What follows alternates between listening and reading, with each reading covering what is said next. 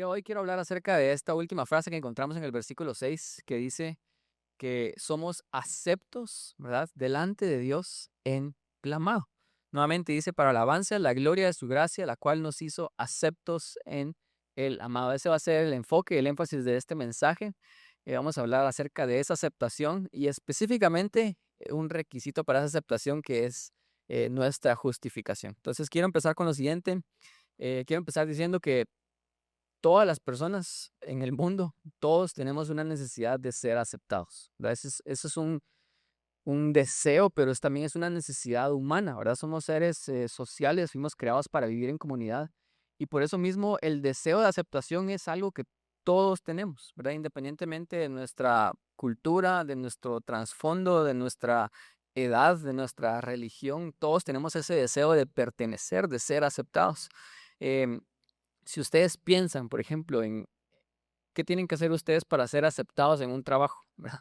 Y la respuesta es que ustedes tienen que tener un currículum que hable lo mejor posible acerca de ustedes, ¿verdad? En ese currículum tiene que estar su mejor foto, la mejor presentación, que no haya sido escrito por inteligencia artificial, que tenga los mejores, que demuestre su experiencia, demuestre su conocimiento, sus estudios. Y lo que hace ese currículum es de que las personas que lo están revisando determinen qué va a hacer que te escojan y te acepten a ti por encima de 10 más, de 100 más, de 1000 más, ¿verdad? Entonces tu currículum claramente tiene que tener esas cosas que te hacen mejor que otras personas.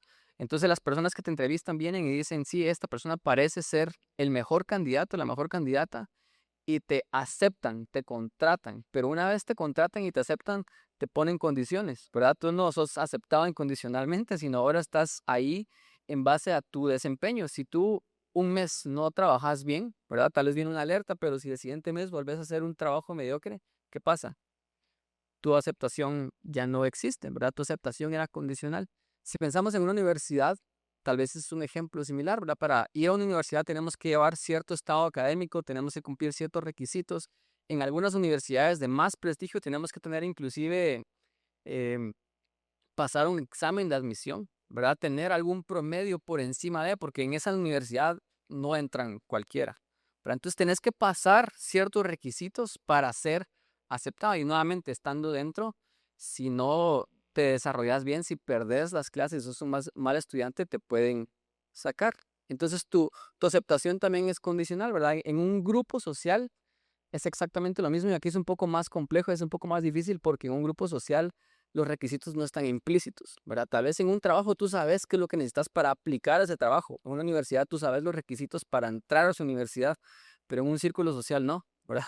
Son reglas que no están implícitas, pero aún así todos queremos ser parte de ese grupo social. Tal vez tú estás en un nuevo trabajo y quieres pertenecer, quieres sentir que perteneces al grupo social de ese lugar.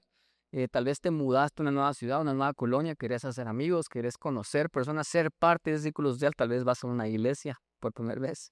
Y es difícil también sentirte que sos parte en esa iglesia, ¿verdad? Por eso ser como el nuevo siempre es bien difícil porque queremos pertenecer y en esos círculos sociales esta aceptación es más compleja porque hay normas que todos los humanos seguimos que no están claras, ¿verdad? Entonces, cuando entras, la gente te está viendo y nosotros somos esa gente, ¿verdad? Que estamos viendo otros, estamos viendo todo acerca de esas personas, estamos viendo cómo se miran, cómo se comportan, su carácter, si hacen match con nuestra química, decimos, o sea, ni siquiera lo podemos verbalizar bien, ¿verdad? O sea, si nos caen bien, si no nos caen bien, si son raros, si no, no son raros, cómo se visten, ¿verdad? O sea, tenemos que cumplir ciertos requisitos que no están verbalizados, pero que son ciertos que nos hacen aceptar a una persona o no.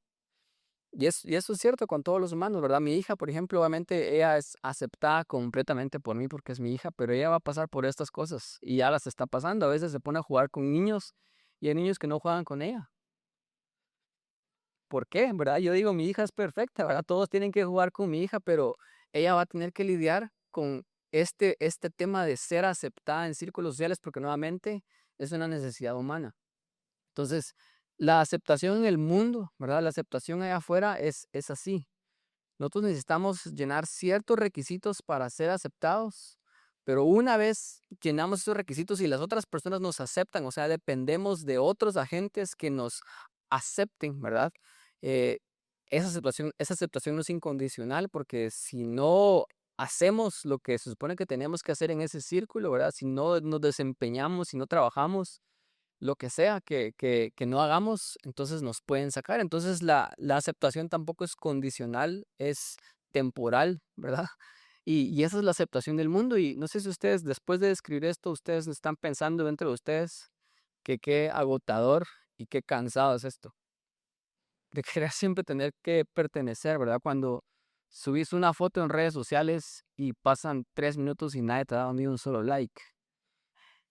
O sea, ¿por qué es tan doloroso eso, verdad? Y después nos metemos de vuelta y borramos la foto porque nadie le dio like, antes de que otras personas miren que no nos dieron like.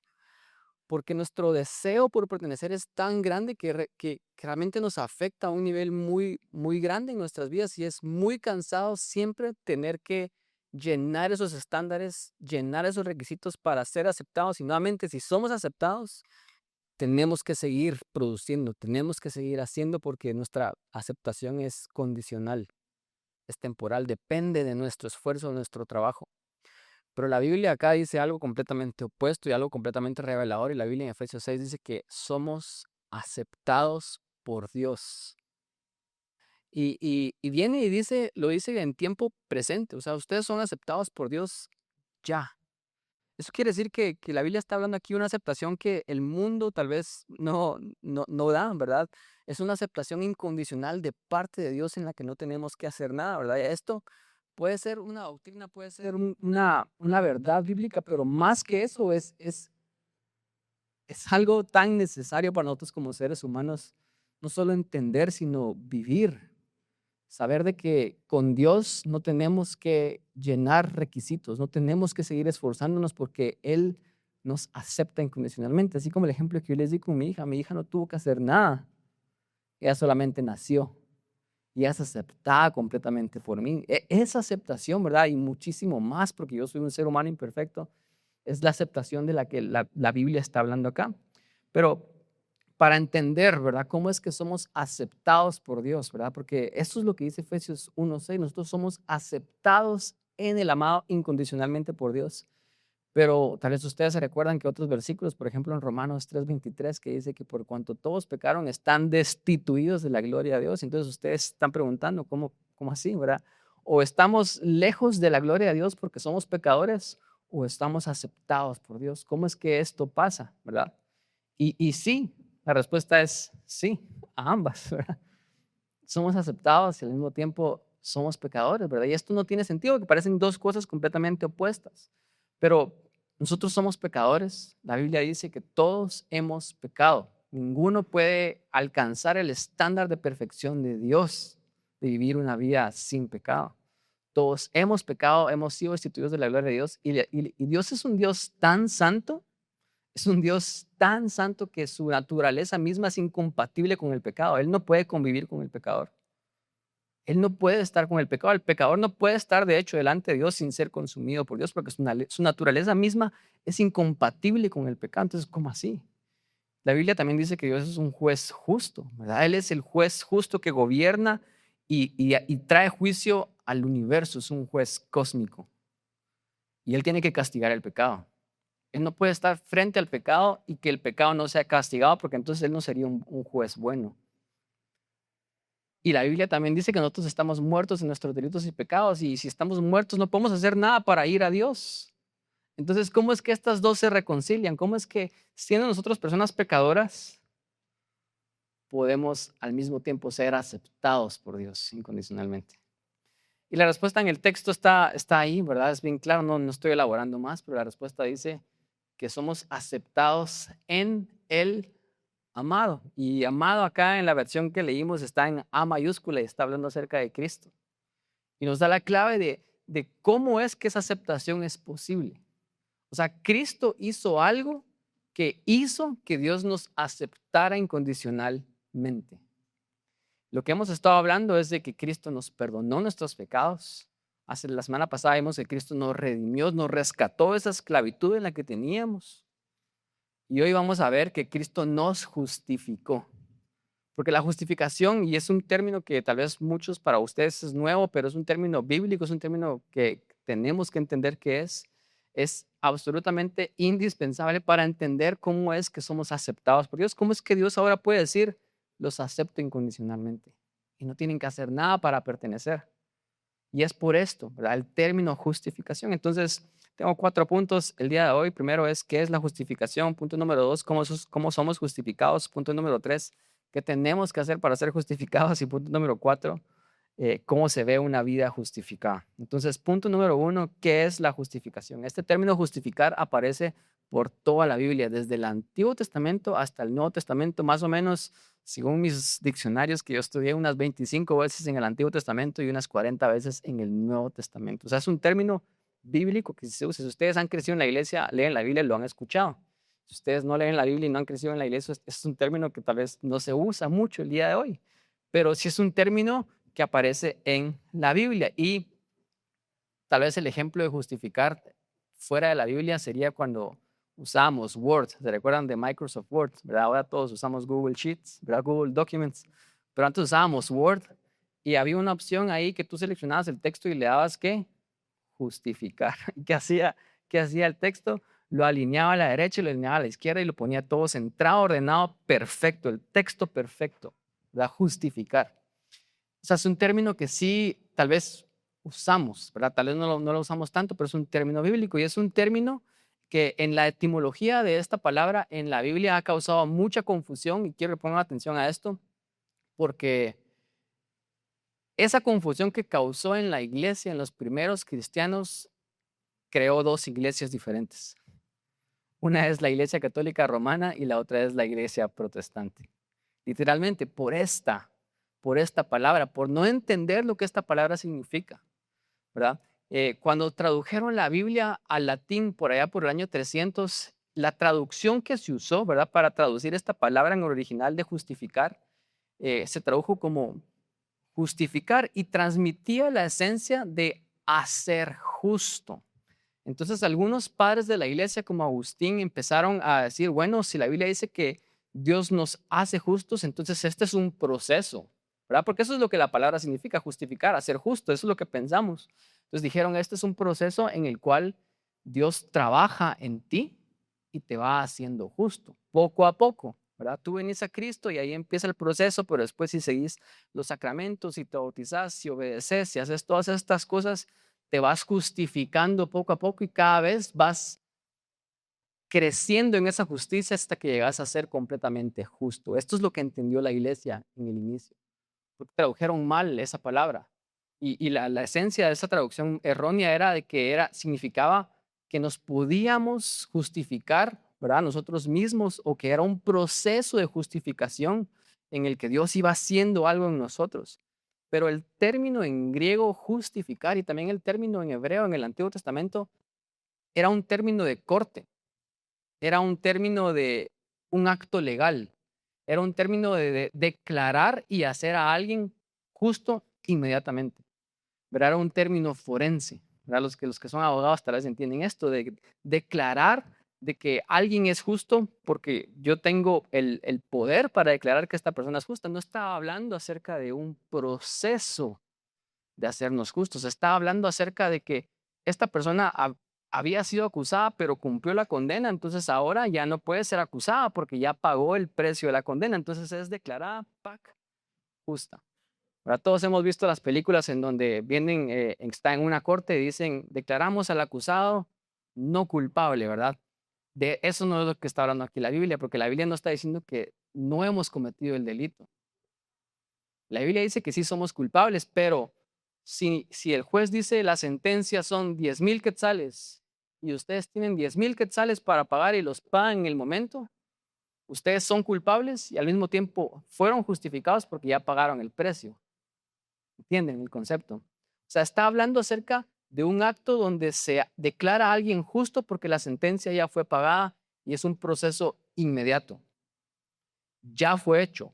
Es un acto que nos declara a nosotros justos. No es un proceso en donde vamos lentamente siendo justificados. La justificación es un acto de Dios en donde Dios viene y Él nos declara a nosotros justos, no es un proceso moral. Y nuevamente, esto fue lo que dividió la iglesia allá por el año 1500. Esto fue lo que personas como Martín Lutero, ¿verdad? Empezaron a ver y dijeron, claramente yo miro que en la Biblia dice que somos justificados por la fe solamente. No es un proceso, no nos podemos justificar a nosotros mismos. Y eso causó esta separación. Entonces, esto es un tema central de entender como cristianos. ¿Qué es la justificación? ¿Cómo somos justificados? Y nuevamente, para resumir este punto número 1, ¿qué es la justificación? Es una declaración legal de hacer a alguien justo. Es cuando el juez dice, esta persona, aunque es culpable, ya se pagó la sentencia, ya pagó la condena y sale como una persona libre, es declarada justa. Punto número 2, ¿cómo somos justificados?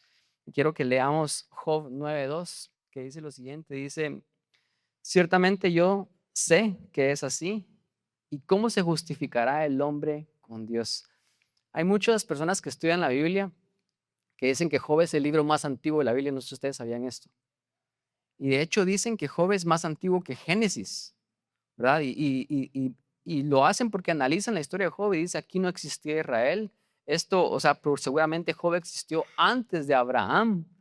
Entonces Job es una historia tan antigua, ¿verdad? Más antigua que la mayoría de libros. Hay mucho debate con respecto a esto, pero eso es lo que muchos dicen. Y Job aquí estaba haciendo la pregunta, ¿cómo puedo ser justificado yo delante de Dios?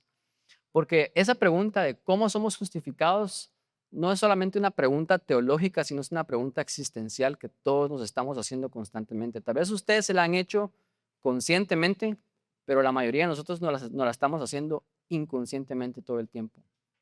Si ustedes crecieron en una iglesia, si ustedes crecieron en el cristianismo, si ustedes crecieron en una religión, ustedes se han hecho esta pregunta y ustedes han pensado dentro de ustedes mismos, ¿cómo puedo ser bueno? ¿Cómo puedo ser buena persona?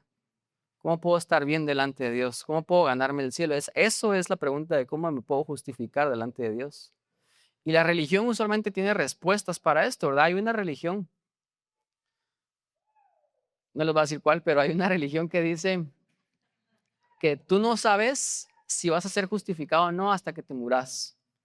Lo único que puedes hacer es tratar de hacer la mayor cantidad de buenas obras y al final, cuando seas juzgado, al final de tu vida, se van a pesar en una balanza tus buenas obras con las malas obras.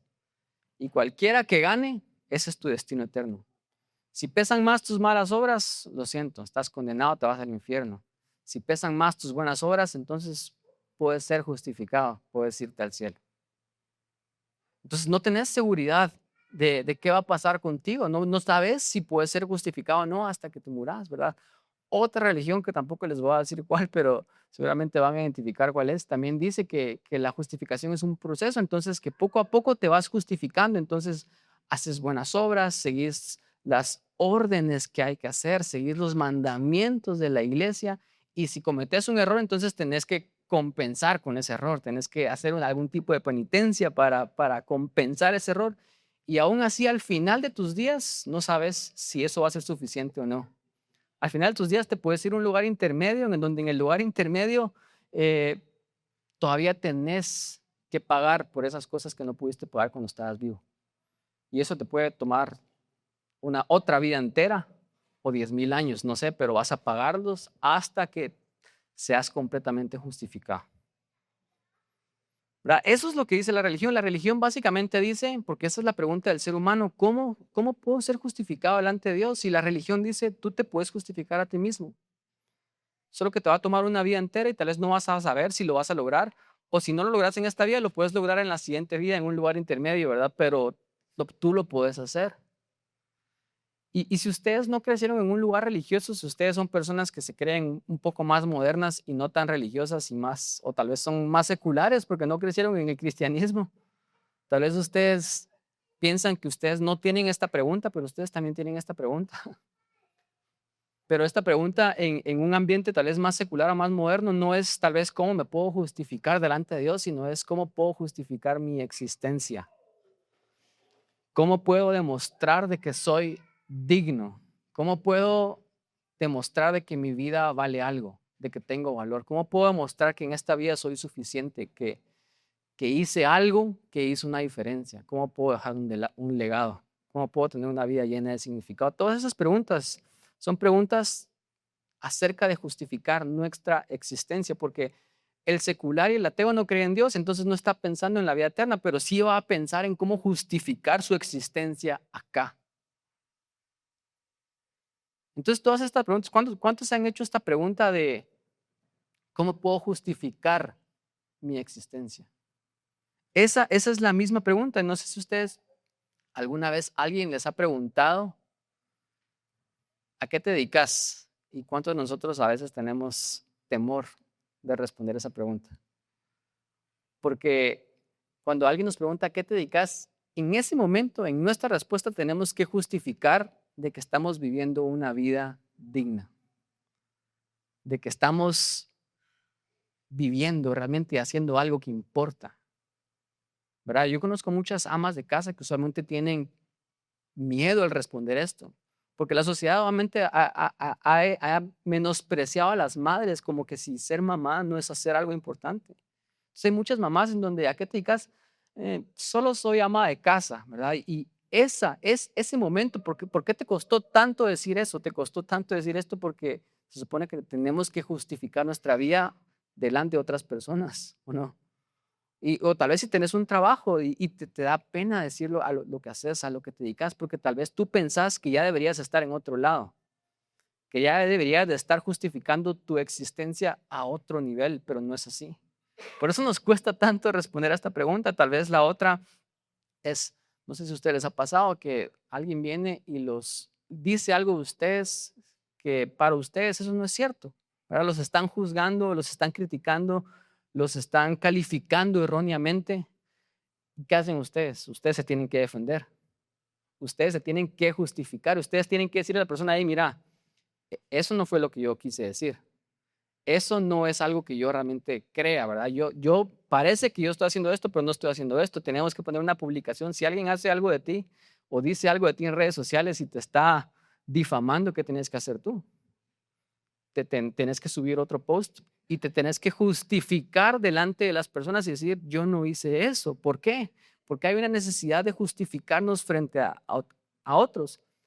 Porque todos buscamos justificarnos a nosotros mismos, ya sea delante de Dios si somos religiosos o justificar nuestra existencia si no creemos en Dios, pero todos entendemos intrínsecamente que necesitamos justificar nuestra vida. Y la religión y el mundo nos dice lo mismo. Tú te puedes justificar a ti mismo. Pero creo que ustedes ya saben más o menos cuál va a ser la respuesta que les va a dar el día de hoy, qué dice la Biblia al respecto. Y si nos vamos a Romanos 3 del 10 al 12, dice lo siguiente. Como está escrito, son palabras del apóstol Pablo a la iglesia de Romanos, dice, como está escrito, no hay justo ni aún uno. ¿Hay alguien justo en esta vida? Pablo dice, no hay quien entienda, no hay quien busque a Dios. Todos se desviaron, a unas se hicieron inútiles. O sea, nadie puede ser lo suficientemente útil como para hacerse justo a sí mismo. Nadie busca a Dios, nadie es justo. Y después dice, no hay quien haga lo bueno, no hay ni siquiera uno. El evangelio es completamente diferente. El cristianismo, el verdadero cristianismo es completamente diferente a cualquier otra religión, porque todas las demás religiones tú tienes que hacer cosas para justificarte a ti mismo. Y en el mundo, aunque el mundo se considere no religioso, te dice exactamente lo mismo. Tú tienes que justificar tu existencia con tu estatus, con el dinero, con el éxito que logras, con tener tantas carreras. Yo estaba hablando con una persona increíble esta semana que tiene como 4 carreras, ¿verdad? Una carrera y como 3 maestrías y quiere seguir estudiando.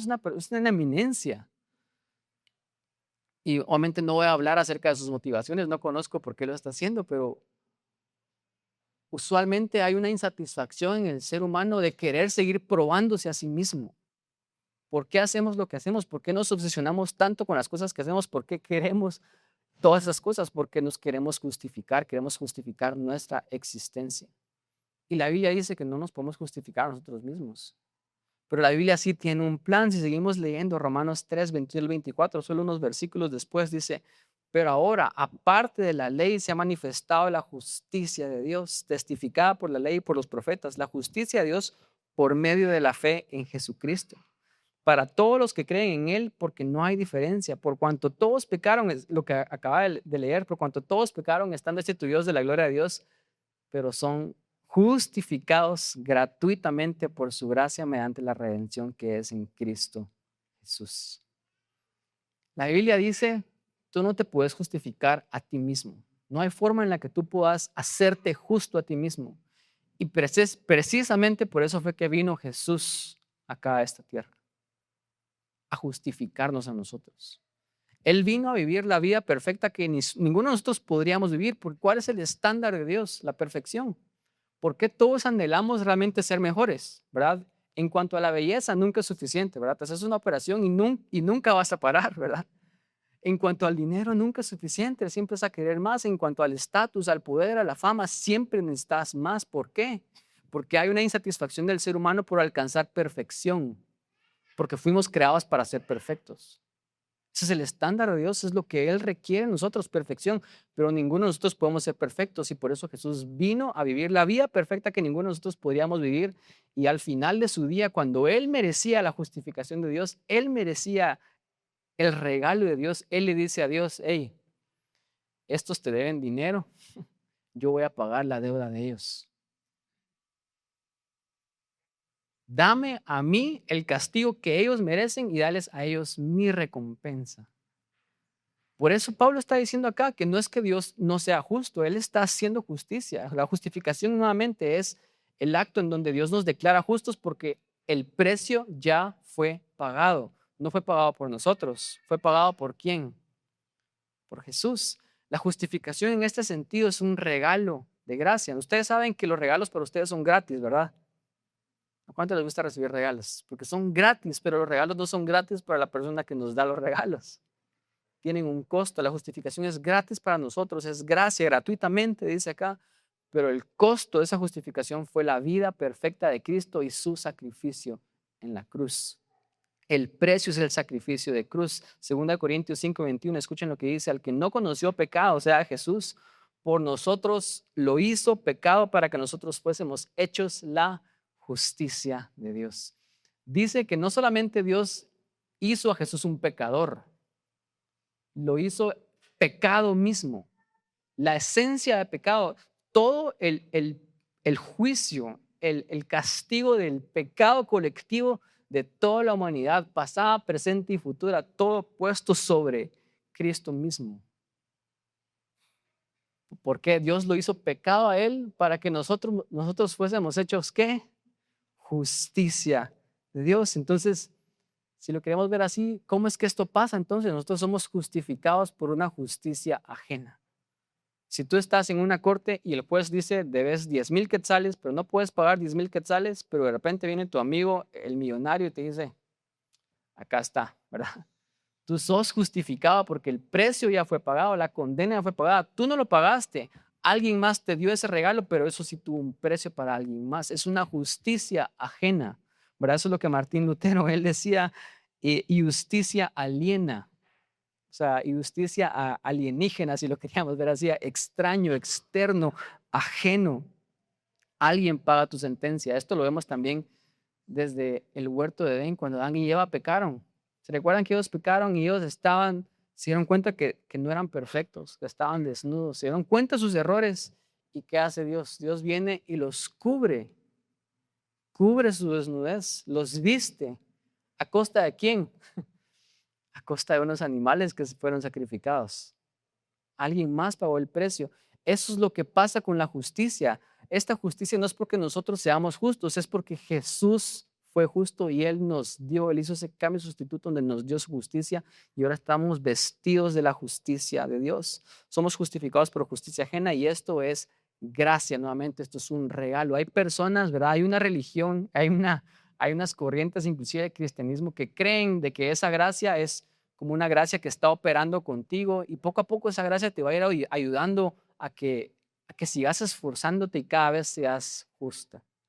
Pero no es a eso lo que se refiere cuando decimos gracia. Gracia es ya, simple y sencillamente porque es un regalo que alguien más te dio. Punto número 3. ¿Qué tenemos que hacer para ser justificados? Y esto es bien similar a la respuesta que oí la semana pasada de qué tenemos que hacer para ser redimidos.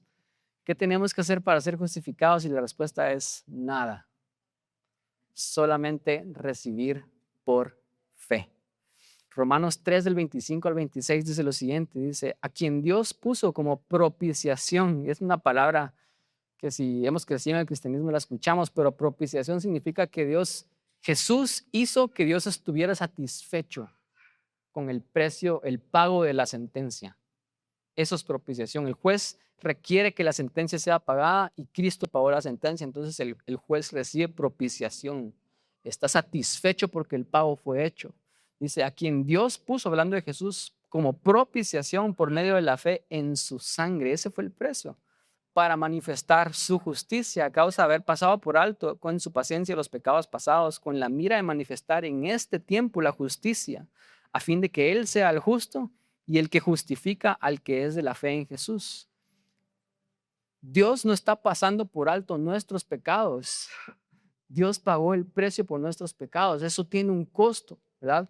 Pero es por fe en la persona que pagó esto, que hizo esto posible, ¿verdad? Y fe nuevamente es recibir. No sé si ustedes saben, ahorita no quiero decir esto porque me quiero hacer propaganda, pero este año empecé a correr y este año aquí en Guatemala van a hacer la primer maratón en la ciudad de Guatemala, ¿verdad?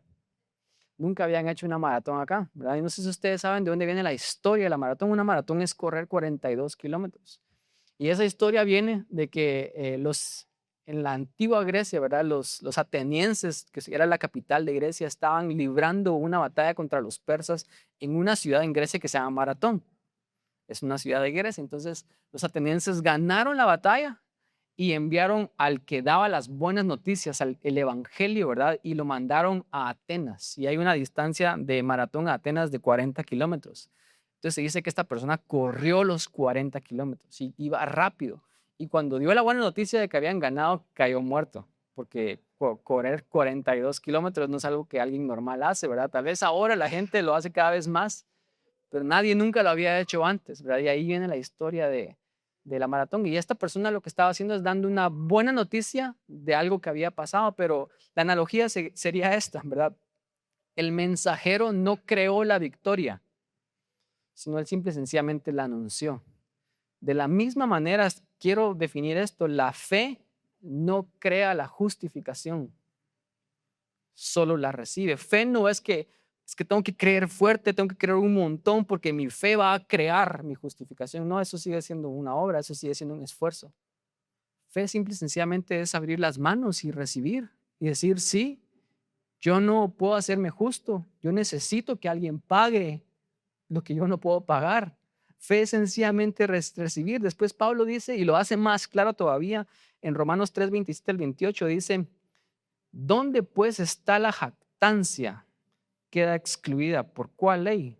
¿Por la de las obras? No, sino por la ley de Dios. Pablo está diciendo, ninguno de nosotros nos podemos jactar de que hemos sido justificados porque no tiene nada que ver con nosotros. Si fuera por obras, entonces podríamos jactarnos y decir, yo soy mejor que vos porque yo estoy siendo justificado, yo soy más justificado que vos, porque me esfuerzo más, porque sigo más las leyes, sigo más las ordenanzas, los sacramentos, porque soy un mejor cristiano que tú, si fuera por obras. Pero Pablo dice, ¿dónde está la jactancia? No te puedes jactar de algo que te regalaron, ¿verdad? Te puedes gloriar porque alguien te lo regaló, pero no te puedes jactar porque no tiene nada que ver contigo, no es por obras. Después Pablo dice esto y no entiendo cómo después de que Pablo dijo esto, la iglesia realmente lo puede confundir porque es tan claro en el versículo 28, dice, concluimos pues, dice Pablo, que el hombre es justificado por fe sin las obras de la ley. Y nuevamente como cristianos regresamos y dijimos, bueno, sí, es por fe, pero también es por obras. O sea, tenemos que creer, pero al mismo tiempo tenemos que hacer todas estas cosas. Y Pablo está diciendo no, porque no hay jactancia.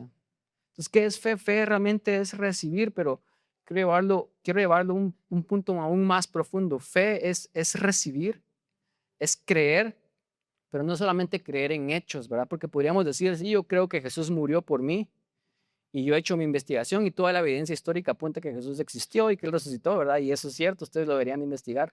Pues podríamos tener una fe como bien racional y decir, sí, yo creo porque creo en los hechos de que Jesús hizo esto, pero es muchísimo más que eso. Fe es transferir nuestra confianza de confiar en nuestras obras para justificarnos a confiar solamente en la obra de Cristo. Porque si ustedes son seres humanos, que estoy hablando con puros seres humanos acá, hemos crecido ya sea en un sistema religioso, en un sistema secular, que nos dice todo el tiempo, tú te puedes justificar a ti mismo.